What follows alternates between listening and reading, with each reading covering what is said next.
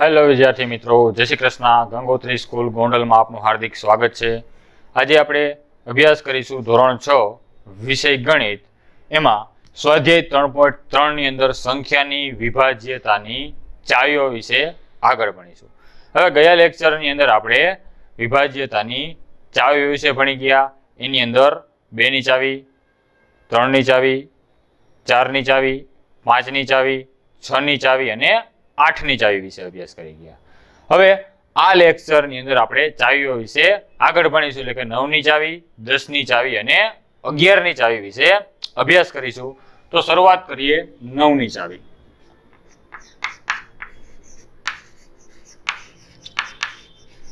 તો વિદ્યાર્થી મિત્રો, જે રીતે 3 ની ચાવી હતી એ જ રીતે 9 ની ચાવી, એટલે કે બેમાં થોડો ઘણો સરખું છે। 3 ની ચાવી શું હતી? તો કે આપેલી સંખ્યાના અંકોના સરવાળાને 3 વડે નિશેષ ભાગી શકાય તો તે સંખ્યાને 3 વડે નિશેષ ભાગી શકાય। એ જ રીતે 9 ની ચાવી છે, સેમ ટુ સેમ। આપેલી સંખ્યાના અંકોના સરવાળાને 9 વડે નિશેષ ભાગી શકાય તો તે સંખ્યાને 9 વડે નિશેષ ભાગી શકાય।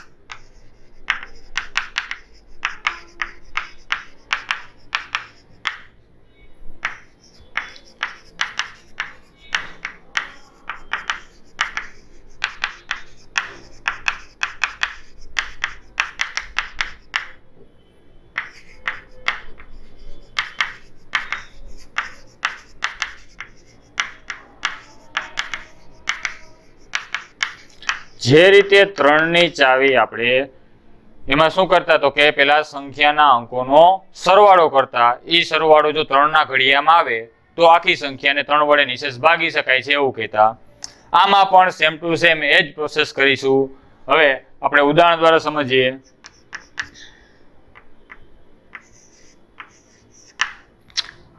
નેવ્યાસી। હવે જોઈએ અહીં 89 છે, તો પેલા શું કરશું? સંખ્યાના અંકોનો સરવાળો કરતા। સંખ્યાના અંકોનો સરવાળો કરીએ ત્યારે 8 + 9, તો 9 અને 8 બંનેનો સરવાળો કરીએ તો આપણે મળશે 17। હવે જોઈએ કે 9 ના પાડામાં 17 આવે છે। 9 × 9 = 9 × 2 = 18, 17 આવતા નથી। એટલે કે તો લખીશું કે તેથી 17 ને 9 વડે નિશેષ ભાગી શકાય નહીં।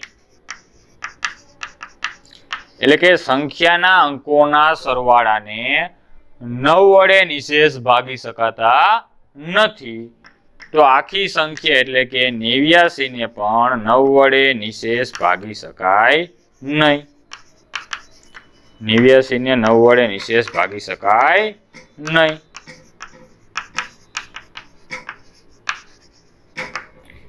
હવે આપણે બીજું ઉદાહરણ લઈએ।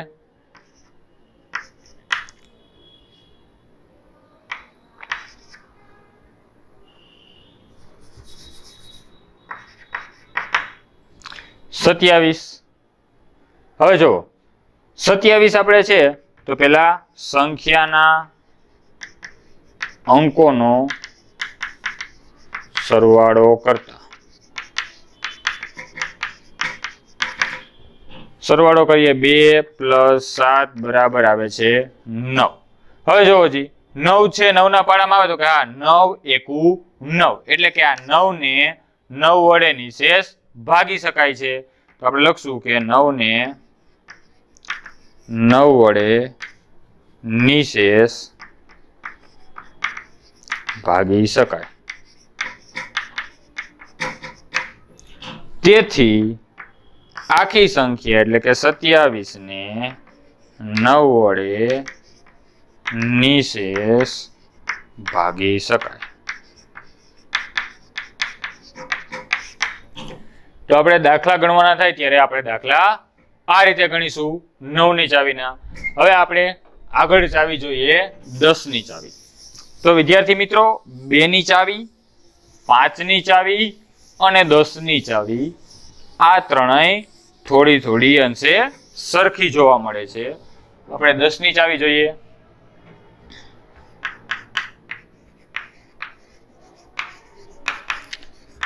દસ ની ચાવી શું કહે છે? તો કે આપેલી સંખ્યાનો એકમનો અંક અથવા તો જે સંખ્યાનો એકમનો અંક શૂન્ય હોય, આપણે લખીએ કે જે સંખ્યાનો એકમનો અંક 0 અથવા તો શૂન્ય હોય તો તે સંખ્યાને 10 વડે નિશેષ ભાગી શકાય.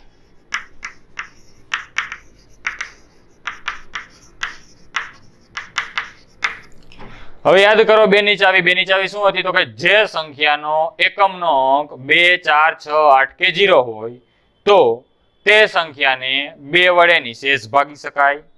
5 ની ચાવી યાદ કરો. જે સંખ્યાનો એકમનો અંક 5 અથવા તો 0 હોય તો તે સંખ્યાને 5 વડે નિશેષ ભાગી શકાય. અને 10 ની ચાવી. જે સંખ્યાનો એકમનો અંક 0 હોય તો તે સંખ્યાને 10 વડે નિશેષ ભાગી શકાય. હવે આપણે એક અહીંયા ઉદાહરણ આપે કે 100 આને 10 વડે નિશેષ ભાગી શકાય કે નહીં. તો આપણે ખાલી એકમનો અંક જ જોવાનો. શું છે? 0 છે. તો કે હા, તો લખવાનું કે અહીં એકમનો અંક 0 હોવાથી આપેલી સંખ્યાને 10 વડે નિશેષ ભાગી શકાય. હવે બીજું ઉદાહરણ લઈએ 125.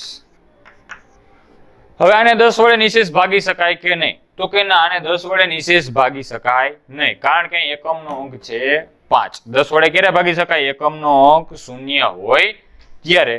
તો આપણે લખીએ કે અહીં એકમનો અંક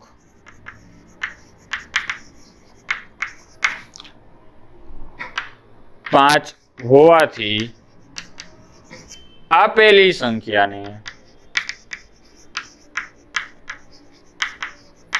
10 વડે નિશેષ ભાગી શકાય નહીં.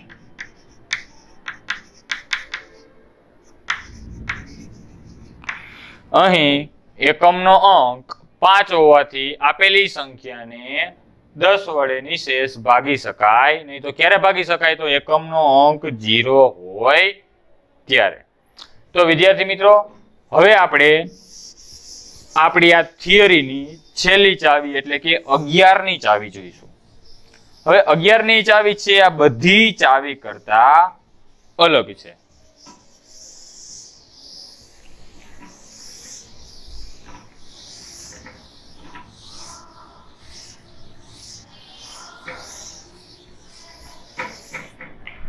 અગિયારની ચાવી શું છે?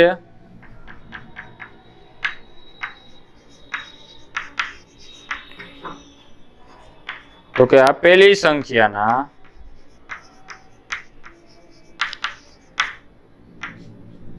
જમણી બાજુથી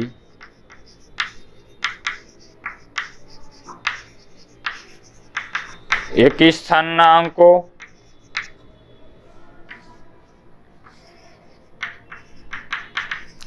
અને બેકી સ્થાનના અંકોનો તફાવત 0 અથવા 11 નો ગુણક હોય તો તે સંખ્યાને 11 વડે નિશેષ ભાગી શકાય.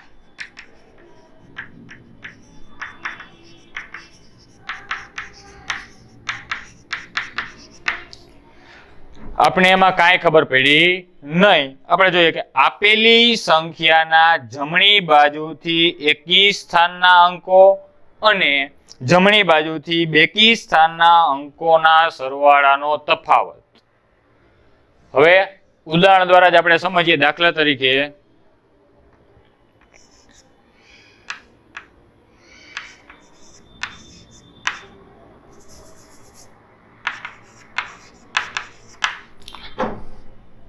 $4,545. હવે જમણી બાજુ એટલે કે આ બાજુથી એકી સ્થાન અને બેકી સ્થાન. એકી સંખ્યા એટલે 1, 3, 5, 7 આ બધી એકી સંખ્યા થાય. બેકી સંખ્યા એટલે 2, 4, 6, 8 એ બધી બેકી સંખ્યા થશે.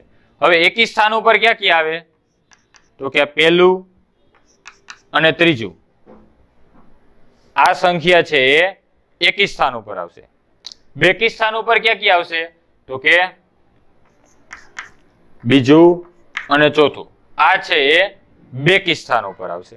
તો આપણે શું કીધું છે કે આપેલી સંખ્યાના જમણી બાજુથી એટલે આ બાજુથી એકી સ્થાનના અંકો. એકી સ્થાનના અંકો ક્યાં થશે 5 અને 5. આ બે 5 છે એ એકી સ્થાનના અંકો થશે. બેકી સ્થાનના અંકો 4 અને 4 આ બે છે એ બેકી સ્થાનના અંકો થશે. હવે આ બેનો એનો તફાવત લેવાનો છે.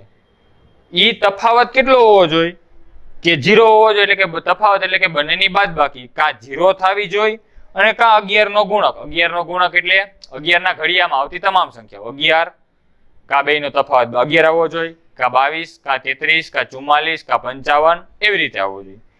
તો તે સંખ્યાને 11 વડે નિશેષ ભાગી શકાય. આપણે જોઈએ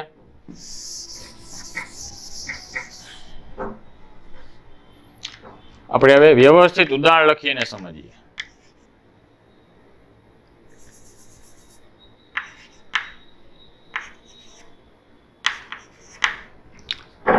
આ છે 4, 4, 5 અને 5. આ એક હું ઉદાહરણ લઉં છું.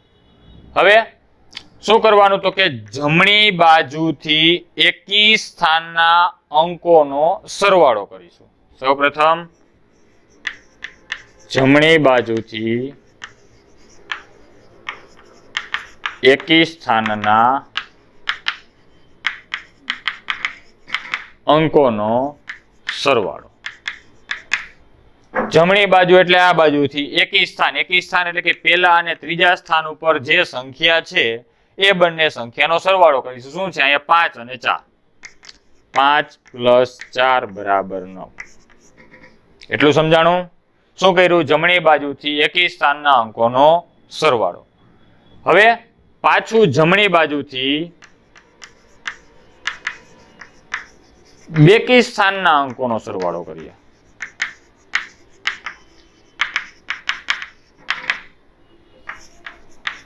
બેકી સ્થાનના અંકોનો સરવાળો કરીએ. બેકી સ્થાન એટલે બીજો ક્રમ અને ચોથા ક્રમ ઉપર જે સંખ્યા હોય એ બંનેનો સરવાળો કરીએ એટલે 5 + 4 એટલે જવાબ આવશે 9. હવે બંને સરવાળાનો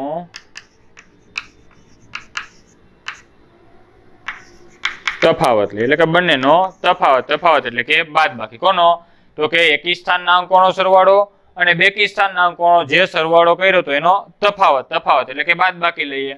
9 - 9 = 0. કેટલા મળવા જોઈએ? કા 0 મળવા જોઈએ કા 11 ના ગુણાંક મળવા જોઈએ. અહીંયા આપણે શું મળે છે? 0. 0 મળે છે તો તેથી એમ કહી શકીએ કે આ સંખ્યા એટલે કે 4455 ને 11 વડે નિશેષ ભાગી શકાય. વિદ્યાર્થી મિત્રો, ચાવી ભલે આપને દેખાવમાં મોટી લાગે પણ 11 ની ચાવી સહેલી છે. બસ એક વખત ધ્યાનથી સમજવાની આપણે જરૂર છે. શું કહે છે 11 ની ચાવી? તો કે જમણી બાજુથી એકી સ્થાનના અંકોનો સરવાળો કરવાનો, પછી જમણી બાજુથી બેકી સ્થાનના અંકોનો સરવાળો કરવાનો અને બંને સરવાળાનો તફાવત એટલે કે બાદબાકી લેવાની. બાદબાકી કેટલી આવવી જોઈએ? કા 0 આવવી જોઈએ અને કા 11 નો ગુણક. 11 નો ગુણક એટલે કા 11, 22, 33, 44, 55 એવી બાદબાકી આવે એટલે જવાબમાં તો એ સંખ્યાને 11 વડે નિશેષ ભાગી શકાય, બાકી ભાગી શકીએ નહીં. આપણે બીજું ઉદાહરણ લઈએ.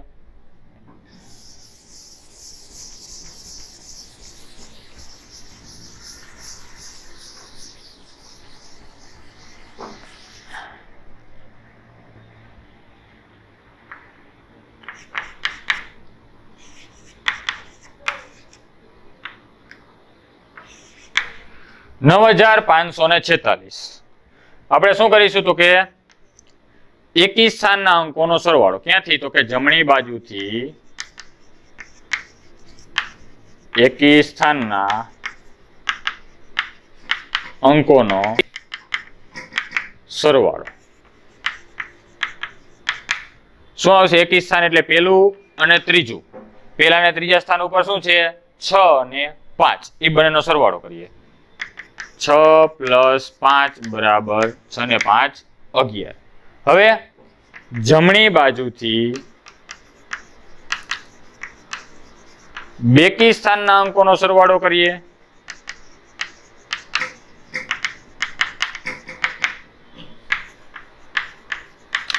બેકી સ્થાન ઉપર શું છે?